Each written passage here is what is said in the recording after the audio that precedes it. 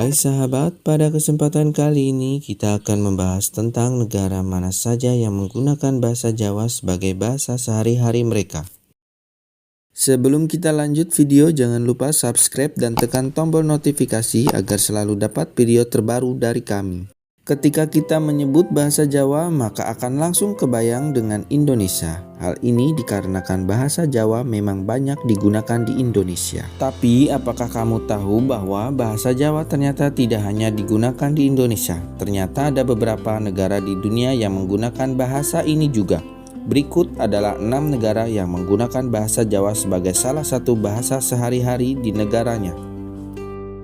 Urutan ke-6 ada Kepulauan Kokos. Kepulauan Kokos adalah kepulauan yang terdiri dari dataran rendah berkarang koral. Kepulauan ini sekarang merupakan wilayah teritorial Australia. Mayoritas penduduk pulau ini adalah orang Melayu yang mana mereka sehari-hari berbahasa Melayu. Dari keseluruhan orang Melayu ini, tak sedikit dari mereka berasal dari etnis Jawa. Konon, para keturunan dari Jawa masih memegang budaya Jawa. Bahkan pada golongan tuanya masih banyak yang menggunakan bahasa Jawa pada kehidupan sehari-hari. Tak heran Australia pernah menjadikan wayang kulit sebagai gambar di perangko nasional Australia. Urutan kelima ada Kaledonia Baru. Kaledonia Baru adalah sebuah negeri seberang laut milik Persemakmuran Prancis yang terletak di Samudra Pasifik bagian selatan dengan ibu kotanya bernama Nouméa. Penduduk asli pulau ini adalah suku Kanak dari ras Melanesia. Migrasi pertama orang Jawa ke Kaledonia Baru terjadi pada tahun 1896, yaitu ketika 170 keluarga Jawa dipekerjakan dan mendarat di pelabuhan kota Nouméa. Diperkirakan saat ini sekitar 7.000 hingga 11.000 orang keturunan berbagai etnis Indonesia tinggal di Kaledonia Baru. Alhasil orang Jawa di Kaledonia Baru tetap menggunakan bahasa Jawa sebagai bahasa sehari-hari hingga sekarang. Urutan keempat ada negara Belanda.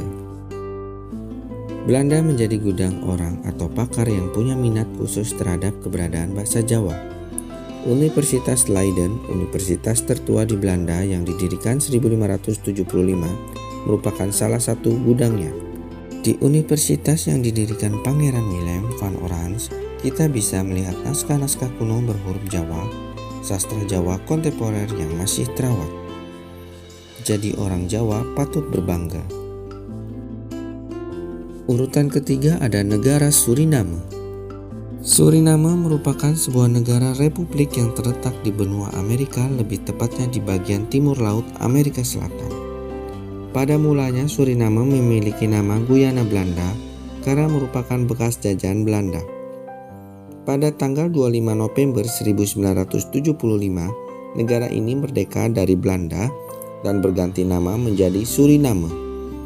Banyaknya orang Indonesia, terutama orang Jawa, menjadikan mayoritas warga di Suriname adalah orang Jawa. Hingga saat ini, bahasa Jawa masih dipergunakan, namun yang menjadi bahasa nasional di Suriname bukanlah bahasa Jawa, melainkan bahasa Belanda. Urutan kedua ada Singapura. Negara yang dekat dengan Pulau Sumatera ini dulunya salah satu bagian dari Malaysia, kemudian memisahkan diri pada tahun 1963. Sejumlah orang Jawa didatangkan ke Singapura sejak 1825. Seperti halnya di Malaysia, kedatangan orang Jawa ke Singapura diperkirakan bersamaan dengan kedatangan mereka ke Malaysia. Kampung Jawa di tepi Sungai Rahor adalah tempat permukiman pertama orang Jawa di Singapura.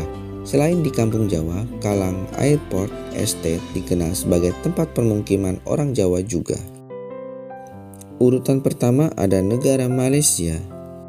Warga suku Jawa di Malaysia menempati jumlah yang sangat signifikan. Bahkan negara bagian Selangor dan Johor, warga suku Jawa berjumlah 20% dari total populasi. Di mana masyarakat Jawa di Malaysia saat ini merupakan generasi keempat atau lebih.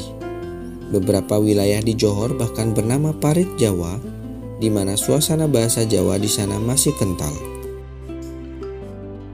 Beberapa warga Melayu etnis Jawa juga menduduki posisi strategis di negeri kerajaan ini, mulai dari birokrat hingga para menteri.